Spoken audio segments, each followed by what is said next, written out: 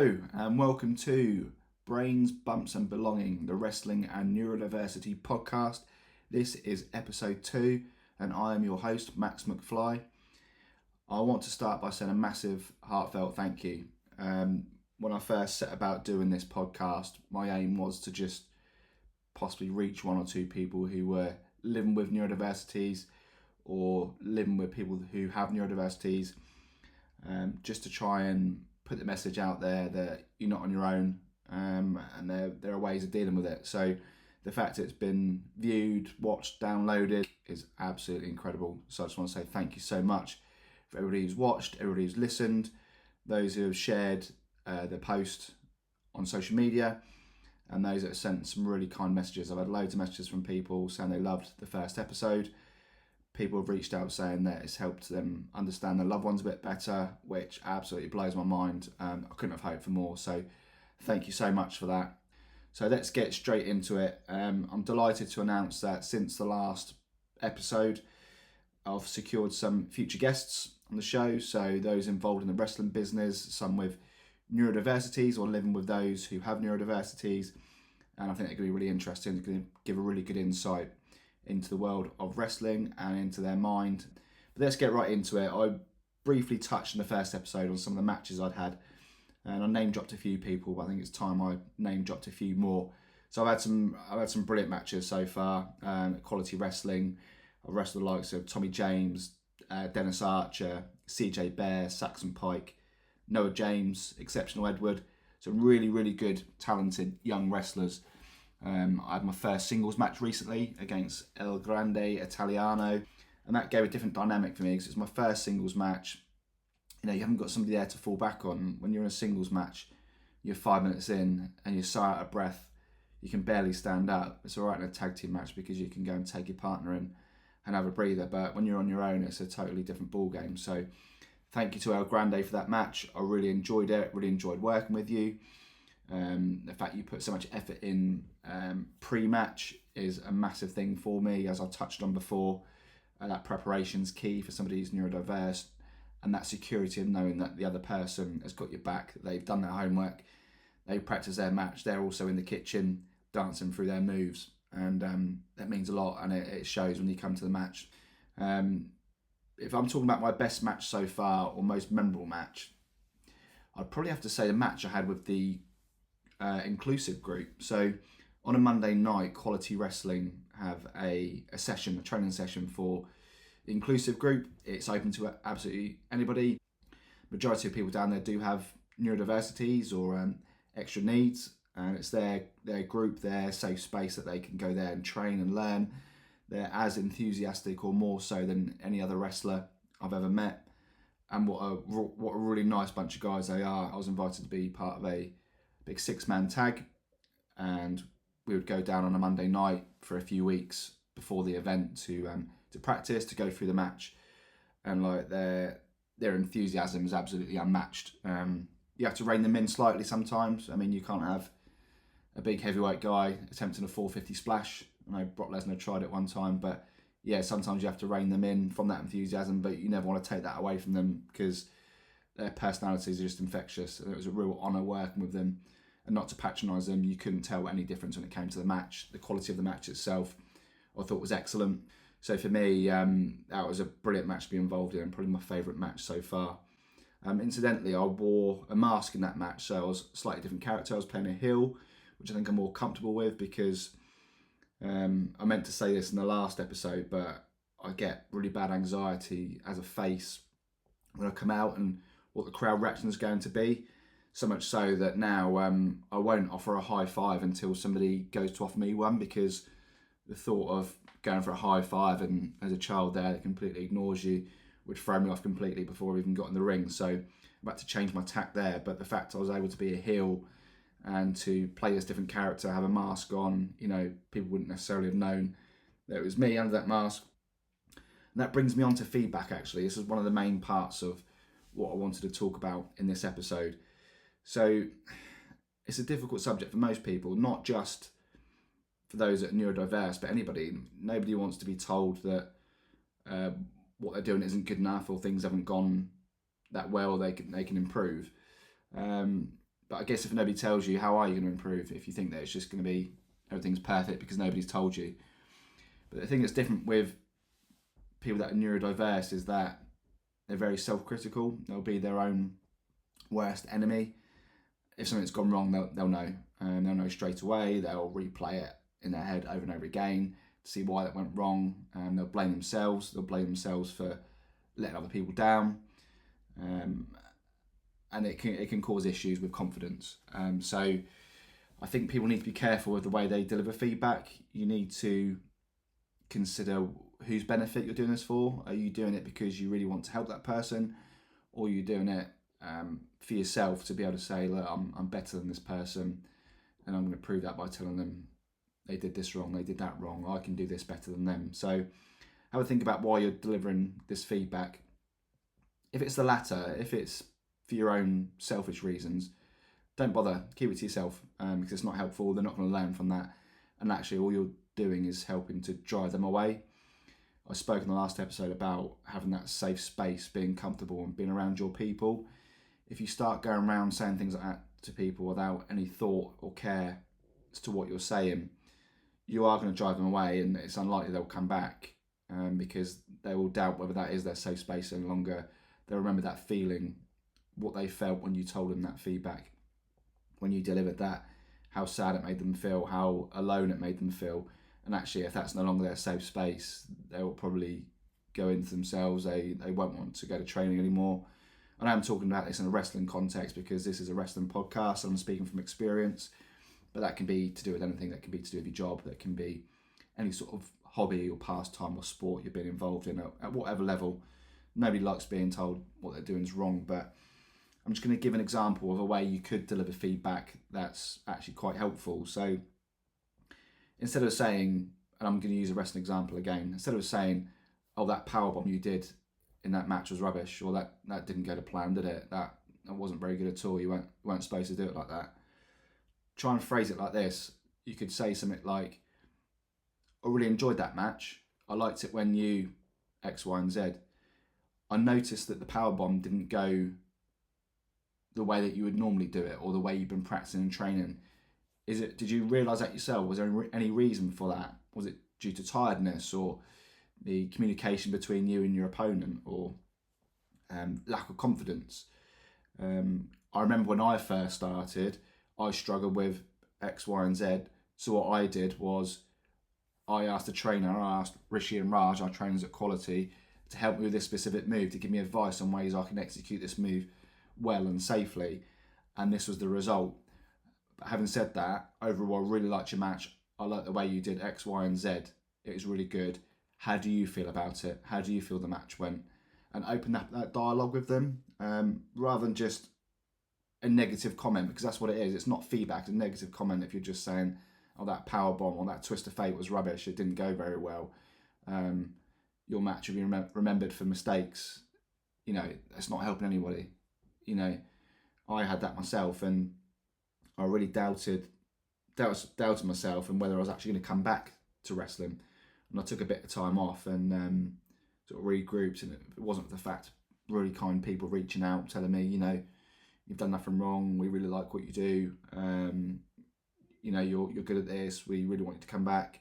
If it wasn't for those people rallying around me, I probably wouldn't have come back. So it's just an idea, you know, when you are delivering feedback, wrestling seems to create a culture of people giving each other feedback and making comments about people's matches, because you're all there, hopefully all there to support each other and to want to see each other do well and to do their best.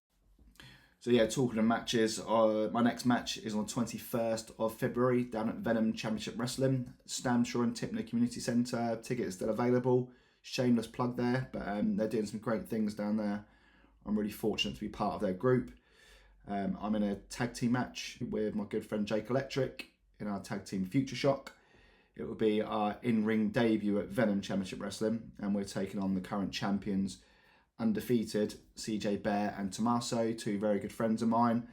You know, I started around the same time as Tommaso and Jake, so it's good that we've all got to this sort of stage together, and we've got a big tag team championship match, so I'm really looking forward to that.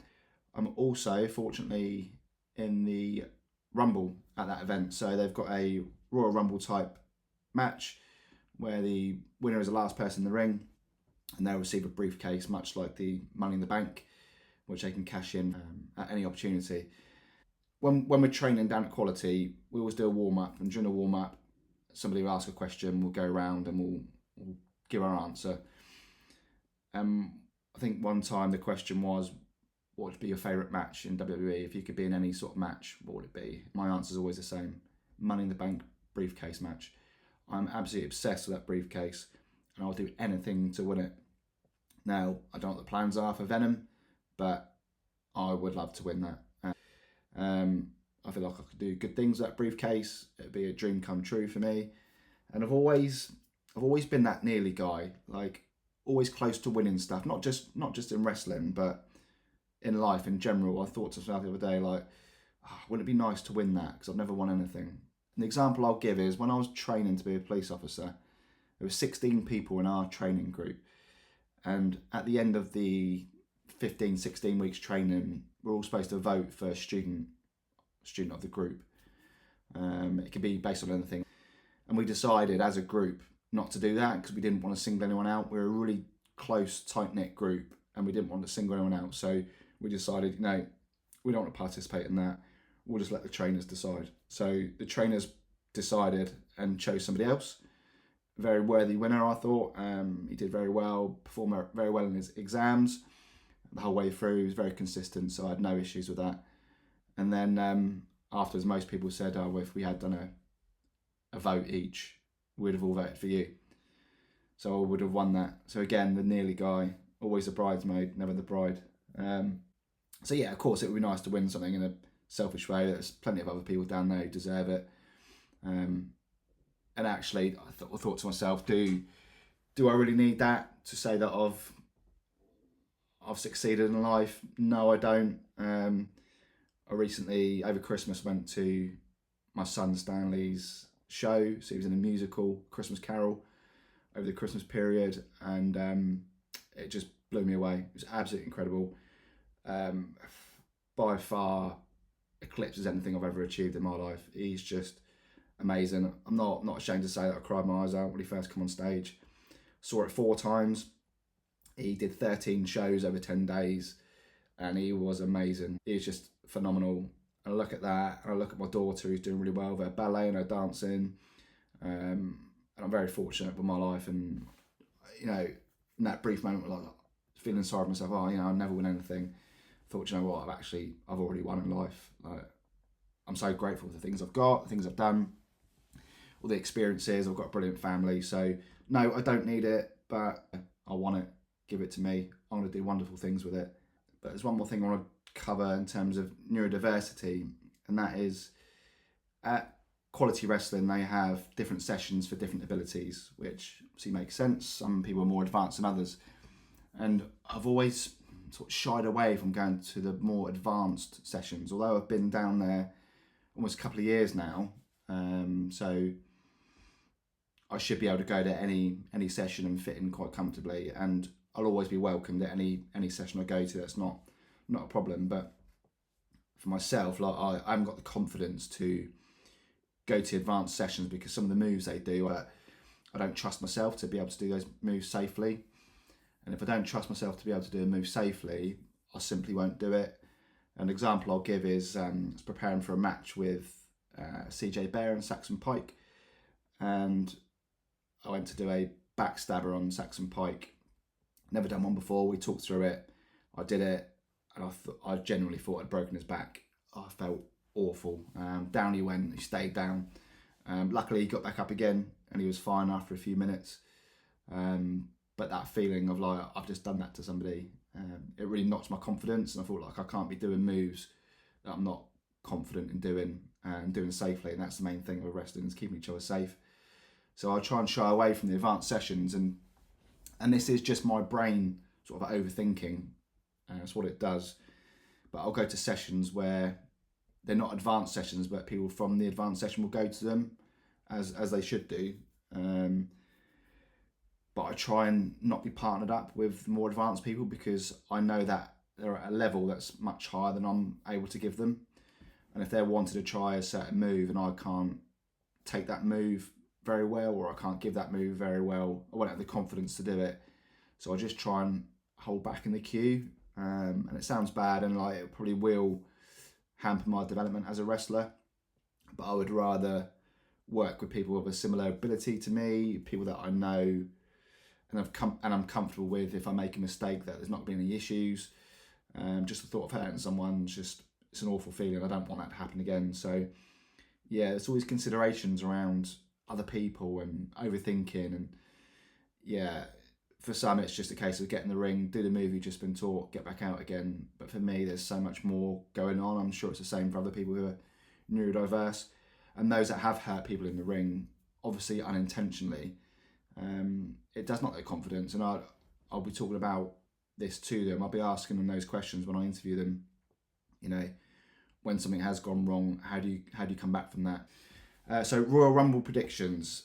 I had my Royal Rumble predictions. I had a couple for the men and a couple for the women, and that's been completely thrown out by Drew McIntyre winning the title from Cody Rhodes on SmackDown. I've got to be honest, I didn't see that coming. I thought Cody would hold that title till WrestleMania. I'm actually glad he hasn't, because I think it was getting a bit stale, his reign. He's not really done anything groundbreaking with the title. And Drew, as we know, deserves a decent run in front of a crowd, in front of an audience, to show what he can do. So I'm really pleased for him. Now, my predictions were going to be Roman Reigns and Sami Zayn. I thought it would end up being Roman, Cody and Punk in some sort of unification or winner-takes-all match at WrestleMania. Now, I don't think they're going to do that now. And it's just whether or not they're going to go recycle this underdog story again and go with Sami Zayn. You know, we saw this promo of him recently saying, like, a bit like me really, like always the bridesmaid, never the bride. He's never won the big one. All his good friends around him have won the title. Is it his time? You know, I've had it before, people like Kofi Kingston and Rey Mysterio. So is it Sami Zayn's time to win the Rumble in Saudi Arabia and the links over there? It probably makes the most sense. I'm not sure I want that to happen, but he's still going to be one of my predictions. Now, the second prediction, I'm still thinking along the lines of Roman Reigns. I don't think Chris Jericho, LA Knight, both names have been mentioned. I don't think they're going to win the Rumble. I think Jericho is going to come in to put younger wrestlers over and sort of go into like a retirement year, if you like. I can't really see anyone else winning it. I don't think it's time for either Femi or Trick Williams. So I'm going to stick with Sami Zayn or Roman Reigns. And for the women, there's rumours that Bianca Belair is due back from injury. So she would be my first pick, Bianca Belair. If not, possibly Tiffany Stratton. I know she's due to come back from injury. I think winning the Rumble would make sense, putting her straight back into that title picture. So yeah, I'm going to go Bianca Belair, and I'm going to go with Tiffany Stratton. But by all means, get in touch. You can comment on YouTube. You can send me a message. I can read some out next time. What are your predictions? Who are you thinking is going to win the Rumble? I'm off to SmackDown this Friday with my son Stanley at Wembley Arena. Should be good fun as we start the build to the Royal Rumble pay-per-view. And like I say, I'll have more details next time about future guests on the show. So if you've got any suggestions for people, any suggestions for topics or questions, or even a feature you like on the show, please get in touch. Max McFly Official on Instagram. And again, thank you very much for listening, for watching. I really appreciate it. It's amazing. Over 200 people. Let's see if we can beat that. Keep sharing, keep spreading the kindness, keep spreading the love. And I will see you next time. Thank you very much. Wouldn't it be wonderful if everybody gave a little